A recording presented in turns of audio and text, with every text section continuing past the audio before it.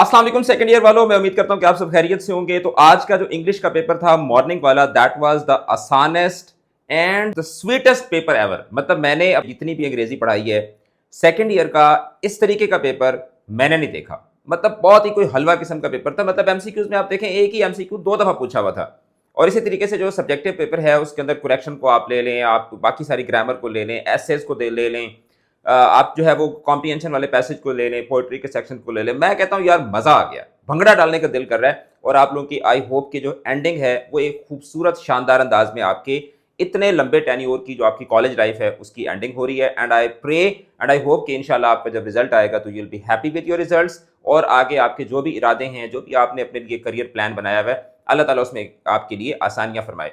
तो अभी हम पूरे पेपर का सोल्यूशन करेंगे, एमसीक्यूज को भी करेंगे, सब्जेक्टिव पेपर का भी मुकम्मल सोल्यूशन मैं आप लोग के साथ शेयर करूंगा। आप लोग वैसे ही बड़े हैप्पी होंगे, आपकी थकावट सारी उतर चुकी होगी।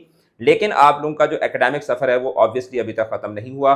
खासतौर पर जो एमडी कैट के बच्चे हैं, आगे एमडी कैट की डेट्स भी आ चुकी हुई हैं, आज से रजिस्ट्रेशन भी स्टार्ट हो गई है। और आज से ही इंग्लिश की अकेडमी का एमडी कैट इंग्लिश का जो बैच है उसकी रजिस्ट्रेशन भी स्टार्ट हो गई है। 6 जुलाई से हमारा एमडी कैट इंग्लिश का कोर्स स्टार्ट हो रहा है और 6 जुलाई से ही हमारा समर कैंप भी स्टार्ट हो रहा है, जिसमें ग्रामर को बिल्कुल बेसिक से लेकर एडवांस लेवल तक पढ़ाया जाएगा। आप नेचुरली ग्रेजुएट हो चुके हैं, लेकिन अगर आप एमडी कैट दे रहे हैं तो आपको एमडी कैट की इंग्लिश की प्रिपरेशन के लिए ऑब्वियसली इंग्लिश क्विज अकेडमी का ये बैच लाजमी ज्वाइन करना पड़ेगा, जिसमें आपको एक हैसल फ्री इन्वायरमेंट के अंदर आपको एक फनी वे में, सारे दिन के आप थके हुए होते हैं, सारे दिन आप बायो केमिस्ट्री फिजिक्स पढ़ पढ़ के जब ड्रेन हो चुके होते हैं, तो रात को आपको इंग्लिश पढ़ाई जाती है ताकि आपके पूरे दिन की थकावट भी उतर जाए और आप फ्रेश और रिलैक्स हो जाएं। और इसके अलावा आपके छोटे बहन भाई हैं, 9th में है, कोई 10th में है, कोई फर्स्ट ईयर में है, सेकंड ईयर में है, तो उनके लिए आप समर कैंप में रजिस्ट्रेशन करवाएं। और खुद एमडी कैट के जो स्टूडेंट्स हैं, आप एमडी कैट इंग्लिश के लिए अपनी रजिस्ट्रेशन करवा सकते हैं। अकेडमी का नंबर आपको ऑलरेडी पता है, अगर नहीं पता तो आपको यहाँ पे स्क्रीन के ऊपर नजर आ रहा होगा। तो चलते हैं जनाब पेपर की तरफ। हार्ड एरिया का पेपर जैसे ही आएगा तो उसका भी फिर इंशाल्लाह मैं सोल्यूशन आप लोगों के साथ शेयर कर दूंगा। अगर हार्ड एरिया को कोई बच्चा देख रहा है तो आप भी ये वाला पेपर जरूर देखें ताकि आप अपने पेपर को इसके साथ कंपेयर भी कर सकें। So let's go towards the paper. तो सबसे पहले हम एमसीक्यूज को देखते हैं। The students have been preparing for the exam. तो इसमें पूछा गया कि आपसे इसमें से मेन वर्ब कौन सा है। तो हैव आपको पता है कि हेल्पिंग वर्ब है, बीन इसमें ये भी एक हेल्पिंग वर्ब है, तो प्रिपेयरिंग यहाँ पर क्या बनता है, आपका मेन वर्ब बनता है, तो ये आपका करेक्ट ऑप्शन हो जाएगा। I stayed home because it was raining. तो इसमें से पूछा गया कि सबऑर्डिनेटिंग कंजंक्शन कौन सा है।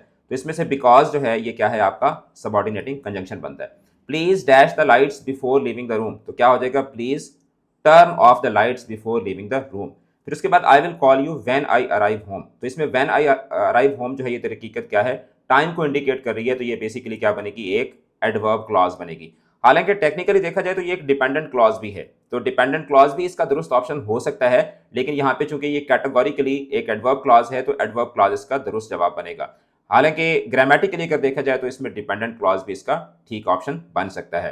फिर उसके बाद which sentence is an example of future continuous tense. तो फ्यूचर कॉन्टिन्यूअस टेंस इसमें कौन सा बनता है, I will be studying at 8 PM tonight. तो ये क्या बन जाता है, आपका फ्यूचर कॉन्टिन्यूअस टेंस बन जाता है। फिर उसके बाद she completed the assignment before the deadline.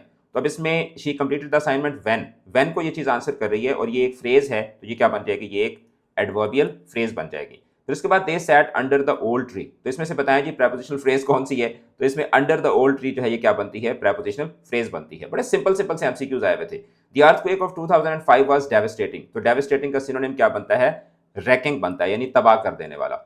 Now in a story which element introduces the characters and settings at the beginning. तो ये किस में होता है, एक्सपोजिशन में होता है। यही वाला एमसीक्यू जो है वो 2 दफा एक ही एमसीक्यू आया हुआ था। फिर उसके बाद I will help you if you need me. तो अब इसमें जो इफ यू नीड मी है ये दर हकीकत क्या है, ये आपकी कंडीशनल क्लॉज है। तो कंडीशनल क्लॉजेज जो होती हैं वो हमेशा क्या होती हैं, एडवर्बियल क्लॉजेज होती हैं। कल हमारे क्रैश कोर्स में एक बच्चे ने भी मुझे ये सवाल पूछा था, मेरे ख्याल में शहरियार खालिद ने पूछा था कि क्या कंडीशनल क्लॉजेज जो है वो ऑलवेज एडवर्बियल क्लॉजेज होती हैं। तो यस, कंडीशनल क्लॉजेज जो है वो ऑलवेज एडवर्ब ऑफ कंडीशन बनती होती हैं। Manager appreciated her careful dash of the problem. Her careful adjective है, एडजेक्टिव के बाद क्या आता है, नाउन आता है। हर केयरफुल एनालिसिस आएगा, हर careful analysis of the problem यहाँ पर करेक्ट ऑप्शन बनेगा। उसके बाद which sentence shows a positive connotation. तो ही इज वेरी स्टबन, ये भी नेगेटिव है। शी इज वेरी एग्रेसिव, ये भी नेगेटिव है। ही इज वेरी बॉसी, ये भी नेगेटिव है। शी इज वेरी डिटर्मिन्ड, तो इसमें जो डिटर्मिन्ड का वर्ड है ये दर हकीकत क्या है, एक पॉजिटिव कॉनोटेशन बनती है। The bank of the river was covered with grass. तो बैंक का वर्ड जो है यहाँ पर एज ऑफ अ रिवर को, यानी दरिया के किनारे को रिप्रेजेंट कर रहा है। रिवर बेड तो जो दरिया की जगह होती है उसको कहा जाता है, वो बैंक नहीं होता। He is snake, I can not trust him. तो स्नेक जो है यहाँ पर किस कॉन्टेक्स्ट में यूज हुआ है, तो ये दर हकीकत जो है वो डेनोटेटिव तो डिक्शनरी मीनिंग होते हैं, टेक्निकल भी नहीं है, साइंटिफिकली भी नहीं है। यहाँ पर बेसिकली ये कॉनोटेटिवली यानी कॉनोटेशन के तौर पर इस स्नेक का वर्ड जो है एक कॉनोटेशन में यानी कि एक डेंजरस पर्सन के तौर पर जो है वो कॉनोटेटिवली यूज हुआ हुआ है। The teacher asked the students to draft, तो ड्राफ्ट का मतलब क्या होता है, to write the first version of something. फिर उसके बाद he has been under the weather, तो under being under the weather जो है ये दर हकीकत क्या है, यूफेमिज्म है। यूफेमाइज करना यानी कि जो इडियम्स होते हैं यूजुअली उनके जरिए यूफेमाइज किया जाता होता है, यानी instead of saying that he died हम कहते हैं ही किक्ड द बकेट। तो इस तरह इडियम्स के जरिए जो है वो किसी एक ऐसी चीज को जो बज़ाहिर कहने में थोड़ी बुरी लगती हो उसको जब आप एक सोफिस्टिकेटेड वर्ड्स के जरिए उसको बयान करते हैं तो that is called euphemism. Which phrase is an example of oxymoron, तो इसमें लिविंग डेड जो है ये दर हकीकत क्या है, ये ऑक्सीमोरॉन की एक एग्जाम्पल है। According to the teacher the test will be taken tomorrow, तो अकॉर्डिंग टू द टीचर जो है दर हकीकत क्या है, ये एक प्रेपोजिशनल फ्रेज है, क्योंकि अकॉर्डिंग जो कि एक पार्टिसिपल प्रेपोजिशन है, अकॉर्डिंग टू आपको पता है कि अकॉर्डिंग टू एक इसको फ्रेज प्रेपोजिशन भी कहा जाता है, पार्टिसिपल प्रेपोजिशन जिसको कहा जाता है। The part of story that introduces the character settings and the basic situation is exposition, यही वाला एमसीक्यू ऊपर भी आया हुआ था, एक ही एमसीक्यू 2 दफा दिया हुआ था। In literature setting refers to the time and the place where the story occurs, तो ये आपके हो गए जनाब 20 एमसीक्यूज। उसके बाद हम चलते हैं, ये बीच में आप प्रमोशन भी आ गई कि एमडी कैट इंग्लिश के लिए आप ज्वाइन कर सकते हैं इंग्लिश क्विज अकेडमी को, और इंग्लिश ग्रामर का जो समर कैंप है ये 6 जुलाई से दोनों कोर्सेज जो है वो स्टार्ट हो रहे हैं, तो ये आप ज्वाइन कर सकते हैं, ठीक है। 6 जुलाई से स्टार्ट होंगे और 31 जुलाई को जो है ये कोर्सेज खत्म होंगे। एकेडमी के नंबर पे कांटेक्ट करके आप सारी डिटेल्स ले सकते हैं। उसके बाद सब्जेक्टिव ग्रामर की तरफ आ जाते हैं। तो अब इसमें ये आपको पैसेज दिया हुआ था, मैंने पैसेज भी यहाँ पे टाइप कर लिया ताकि हम इसको डिस्कस कर सकें। एन गर्ल तो नहीं होता, ये दर हकीकत आ गर्ल होता है, तो ये पहली मिस्टेक थी।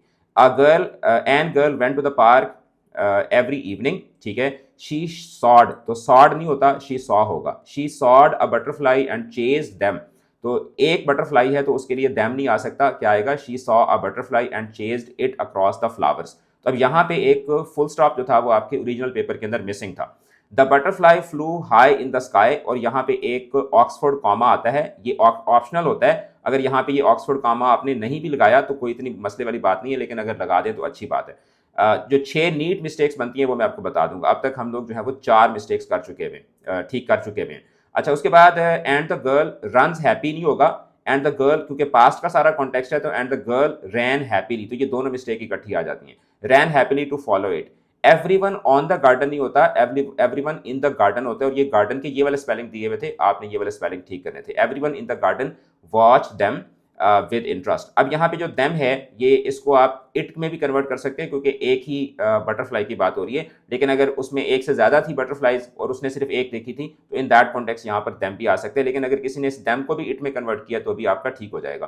तो टोटल मिला के 1 2 3 4, अगर मैं इसको फिलहाल कंसीडर नहीं भी करता, 5 6 7 8, तकरीबन 8 के करीब मिस्टेक्स बनती थी, जिसमें से आपने कोई सी 6 भी अगर आपने ठीक की है तो आपका पेपर जो है वो, इसका मतलब है कि ये वाला सवाल आपका ठीक हो गया। उसके बाद हम चलते हैं जनाब क्वेश्चन नंबर 5 का पार्ट बी, जिसमें अप्रोप्रिएट प्रेपोजिशनल फ्रेजेस थी। तो इसमें सारा was preparing for her art project today. First she placed her sketch book dash the table, तो क्या आ जाएगा, ऑन द टेबल आ जाएगा। So she could reach it easily, then she sat dash her friend, तो then she sat next to her friend आ जाएगा। पहले ऑन आ जाएगा, फिर उसके बाद नेक्स्ट टू आ जाएगा, फिर उसके बाद when she needed a pencil she found it dash the 2 books. अब 2 किताबें हैं तो क्या आ जाएगा, बिटवीन 2 बुक्स आ जाएगा, क्योंकि 2 के दरमियान जब चीज होती है तो हम लोग बिटवीन लगाते होते हैं, ठीक है। Between the 2 books on the shelf. Later she stood quietly dash the window, तो क्या आ जाएगा, in front of the window आ जाएगा, ठीक है, in front of the window watching the rain outside. While arranging her colours she discovered a paint brush dash her bag, तो क्या आ जाएगा, इनसाइड हर बैग आ जाएगा, ठीक है, तो इनसाइड हर बैग आ जाएगा। फिर उसके बाद finally when she finish she stacked all her supplies neatly dash the cupboard, तो क्या आ जाएगा, बिसाइड द कबर्ड आ जाएगा। अब अगर यहाँ पर बिसाइड द कबर्ड जो है यानी कबर्ड के साथ, बिहाइंड द कबर्ड वैसे हम चीजें रखते नहीं होते, मतलब कोई इसकी लॉजिक नहीं बनती। ग्रामेटिकली यहाँ पर बिहाइंड द कबर्ड भी आ सकता है कि कबर्ड के पीछे उसने रख दी, मतलब ग्रामेटिकली तो ये ठीक हो जाएगा, लेकिन यूजुअली हम लोग जो है वो कबर्ड के पीछे चीजें नहीं रखते होते, कबर्ड के साथ रखते होते हैं, तो यहाँ पर बिसाइड लगाना ज्यादा अप्रोप्रिएट होगा। लेकिन मेरी एज अ ग्रामर एक्सपर्ट मेरी राय ये है कि अगर किसी बच्चे ने यहाँ पर बिहाइंड भी लगाया है तो वो ग्रामेटिकली उसका भी क्या होना चाहिए, ठीक होना चाहिए।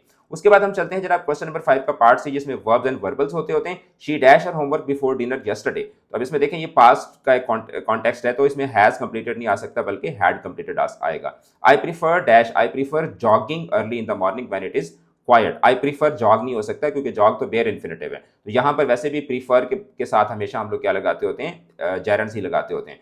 Bye the time the train arrived we had bought. अब इसमें देखें कि पास्ट और पास्ट का जो प्री पास्ट होता है वो क्या होता है, पास्ट परफेक्ट में होता है।